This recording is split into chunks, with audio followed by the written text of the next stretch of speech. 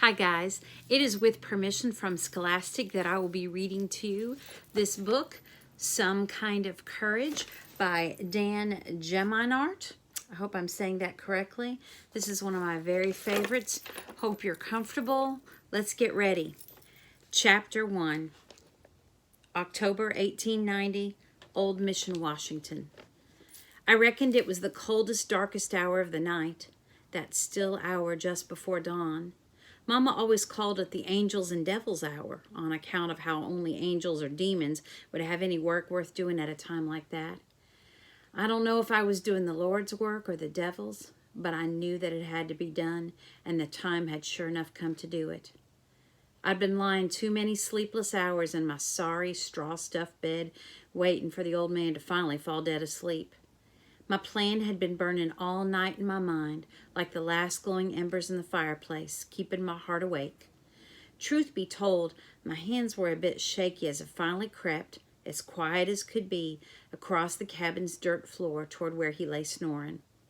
And it weren't just the cold shake making him shake neither, but my heart was as steady as a true horse heading toward home. My leather bag was already thrown over my shoulder. I'd slipped it on without him seeing before I'd curled up under my blanket. And my boots were still on my feet. He'd been too drunk to notice me not taking them off. All I needed was the money and the gun, and then to hit the trail running. The money was piled on a shelf up on the wall by his bed. I licked my lips and crept closer, my feet finding a path in the barely lit darkness. I could see the barrel of the pistol gleaming in the dim red light of the coals on the crate beneath the shelf. It was right within reach of the arm the old man had thrown across his face. Barely breathing, I took the last few steps and reached up with my left hand. My fingers closed around the crumpled stack of dirty greenbacks, and with a smooth and silent motion, I slipped them off the shelf. It ain't stealing, I told myself. This money belongs to me by all rights. I ain't sure I convinced myself, and doubt chewed on my insides. But there weren't no choice. I crouched and turned toward the pistol, but as I did, my foot kicked an empty booze bottle. It spun in the shadows and rattled against another one with a loud clink that shattered the quiet of the cabin. The old man's snoring stopped in mid-breath with a snort. His arm jerked up from his face, and two red eyes glared at me, confused but already angry. They narrowed when they saw the money clutched in my hand, and his top lip pulled back in a snarl. "What are you doing, boy?" he asked in his high, piercing whine of a voice. Lord, how I had learned to hate that voice of his. I froze, too scared to answer. He blinked, his drunken brain no doubt starting to make sense of what was happening. He started to sit up, then stopped. We both looked at the gun at the same time. There was one tight, breathless moment when we both knew what we were going to do. Our bodies lunged and our hands struck like snakes. He was closer, but I was quicker, and when I stumbled back 2 steps, the gun was gripped tight in my right hand. It was his turn to freeze, and he did. "What are you doing, boy?" he asked again, but now his voice had a sure enough nervous tremble in it. "You had no right to sell her," I said. I was ashamed of how my voice quivered, not at all like a man's, not at all like my papa's. The old man grimaced like he'd just taken a suck on a fresh lemon. "Course I did, boy. She was mine, and I need the money to pay for all the food you eat." My underfed belly rumbled the truth to his lie, and I shook my head. "No, sir. I work for my keep, and I work hard, and that horse was mine. You got this money by selling my horse, so it's my money, and I'm going to use it to get her back.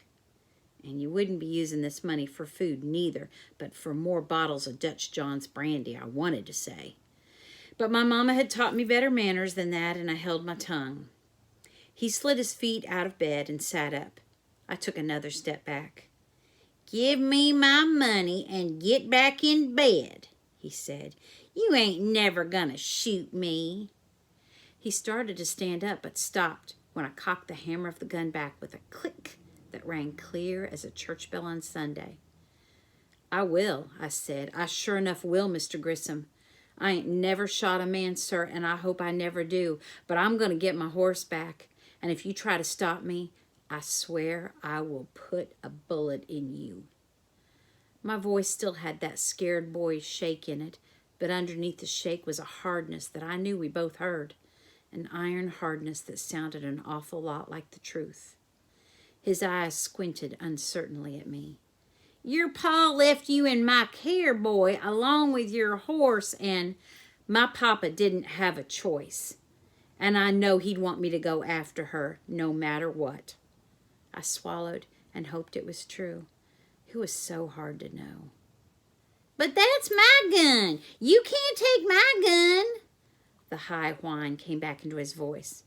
I shook my head again. No, sir. This was my papa's gun. He taught me to shoot with it. My voice caught in my throat, and I had to stop to swallow down the sadness that was always there, ready to rise up and choke me. He'd want it to be mine. If something needs shooting, you've still got your rifle. I stuffed the money into my bag and backed up to the plank door. I opened it with my free hand, the gun still raised between us. You can't take all that money, boy. It's all I've got. I'll starve. I knew it wasn't true, but I paused there in that doorway. It's sure enough hard sometimes to tell right from wrong. He'd gotten the money from selling my horse, and I knew I'd need it to buy her back. And I knew the money was more likely to go to liquor than biscuits. But I could feel my mama's eyes on me watching, and my papa's. I wanted to do 'em right, but right and wrong were lost in the dark of the cabin. I clenched my teeth. A man's only as good as he treats his enemies, Papa had said. My hand slid back into my bag and found the 8 $10 bills.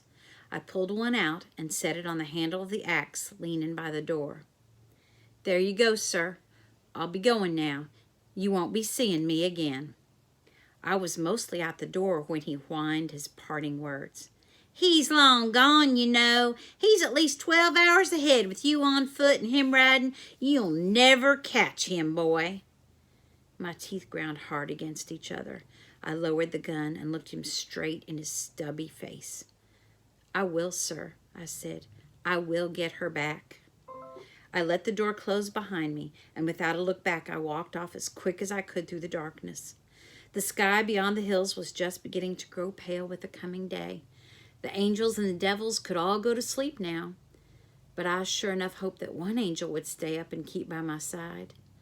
The grass and the stones and the dirt ruts of the road were covered in an icy white blanket of morning frost, and my boots crunched with each step. I'm coming for you, sweet Sarah girl, I thought to myself.